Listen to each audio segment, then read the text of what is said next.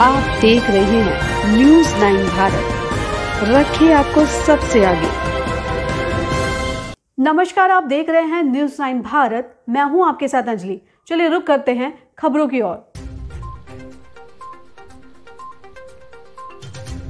Samajwadi party का गढ़ कहे जाने वाले आजमगढ़ में भारतीय जनता पार्टी ने बड़ा उलटफेर कर दिया है। लोकसभा उपचुनाव में भोजपुरी सुपरस्टार और भाजपा प्रत्याशी दिनेश लाल यादव निरहुआ ने समाजवादी पार्टी के प्रत्याशी धर्मेंद्र यादव को पछाड़ दिया है। निरहुआ ने धर्मेंद्र यादव को 8000 से अधिक मतों से शिकस्त दी। MY समीकरण को तोड़ते हुए निरहुआ ने ये मुकाबला जीता है।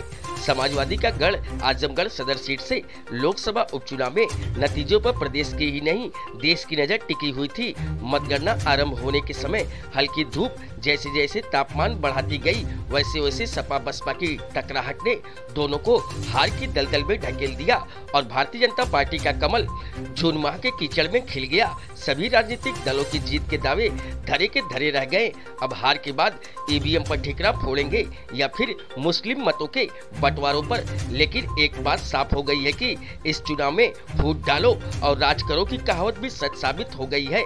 आजमगढ़ सदर लोकसभा सीट पर सपा मुखिया अखिलेश यादव के इस्तीफा देने से सीट खाली हुई थी। इस सीट से सपा ने धर्मेंद्र यादव को चुनाव मैदान में उतारा। भाजपा ने भोजपुरी फिल्म के कलाकार दिनेश लाल यादव निरहुआ तो बसपा सुप्रीमो मायावती ने पूर्व बसपा विधायक शाह आलम गुड्डू जमाली के सहारे चुनाव की वैतरणी को पार करने का दम भरा। मुस्लिम और यादव की मतों के सहारे सपा जीत का राग अलाप रही थी तो बसपा दलित और मुस्लिम मतों को अपना मत बताकर उपचुनाव में जीत के प्रति पूरी तरह से आश्वस्त थी। तो भाजपा भी मुस्लिम मतों के बिखराव को भांपकर इस जून माह में सपा बसपा के कीचड़ में कमल का खिलना पक्का मान रही थी। मतगणना के बाद ये साफ हो गया कि सपा अपना गढ़ बचा पाने में नाकाम रही। वहीं बसपा के नेता शाह आलम गुड्डू जमाली को भी ये भरोसा था कि इस बार बहन मायावती ने बुलाकर चुनाव मैदान में उतारा है, इसलिए बसपा का दलित वोट हर हाल में बसपा के साथ रहेगा और इस बार हाथी पर सवारी करके शाह आलम गुड्डू जमाली दिल्ली का सफर करने का सुनहरा अवसर हाथ से चूकने नहीं देंगे। लेकिन मतगणना परिणाम ने सबको हैरान कर दिया। अब बसपा की मुखिया मायावती हार का ठिकरा दलितों पर नहीं बल्कि मुसलमानों पर ही फोड़ेंगी और समाजवादी पार्टी भी मुसलमानों को बिखरा बताकर हार का जिम्मेदार ठहराएगी।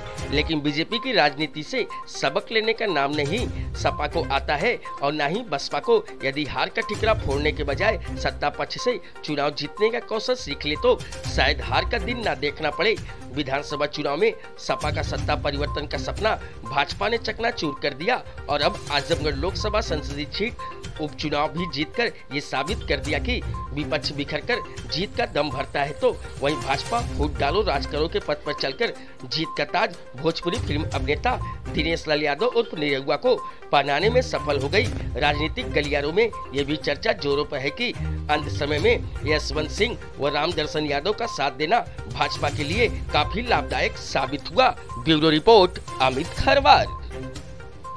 ज्यादा प्रचार करने ही नहीं आया आजमगढ़, क्या लगता है बहुत ज्यादा ओवर कॉन्फिडेंट थे या क्या वजह थी? नहीं, बहुत कॉन्फिडेंट नहीं थे। उनको पता था कि वो नहीं जीत पाएंगे ना, क्योंकि एक बार जनता ने उनको चुना था और वो 3 साल में छोड़ के चले गए थे, उन्होंने कुछ किया नहीं था तो उनको पता था कि जनता उनको नकार देगी और वही हुआ। धर्मेंद्र यादव को कहना है कि गुड्डू जमाली और भारतीय जनता पार्टी ने गठबंधन कर लिया था इसलिए वो हार गए और आप लोग जीत गए। नहीं, ये उनको थोड़ा मैं करेक्ट करना चाहता हूँ। जब 2019 में लड़े थे तो उन दोनों का गठबंधन था, इसलिए नहीं तो उसी बार वो लोग हार गए होते।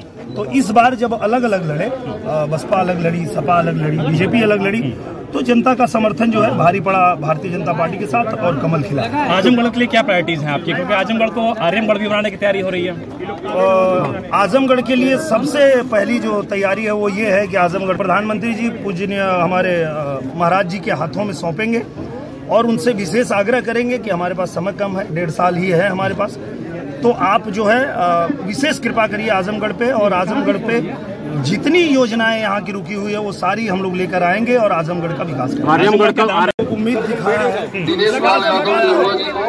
उस विश्वास पे हमारी भारतीय जनता पार्टी पूरी तरह खरी उतरेगी बाहर निकलने की जगह मिल रही है। योगी आदित्यनाथ जी के सरकार के वजह से ही जनता ने ये भरोसा दिया है और इस पे हम लोग खड़े उतरेंगे। दो बड़े गढ़ को आपने ध्वस्त किया है, रामपुर और आजमगढ़। रामपुर और आजमगढ़ में भारतीय जनता पार्टी की जीत के बाद आपको क्या लगता है कि जीत का श्रेय कहा जाता है, किसको जाता है? भारतीय जनता पार्टी उनके अच्छी नीतियां और गरीब कल्याण योजनाएं जितनी है के लिए, किसानों के लिए, मजदूरों के लिए, नौजवानों के लिए, कहीं न कहीं उसी की जीत है, उसी पे। अभी के लिए फिलहाल इतना ही काफी। बने रहिए हमारे साथ। छोटी से बड़ी खबर जानने के लिए न्यूज़ 9 भारत पर अब चाहूंगी इजाजत। नमस्कार।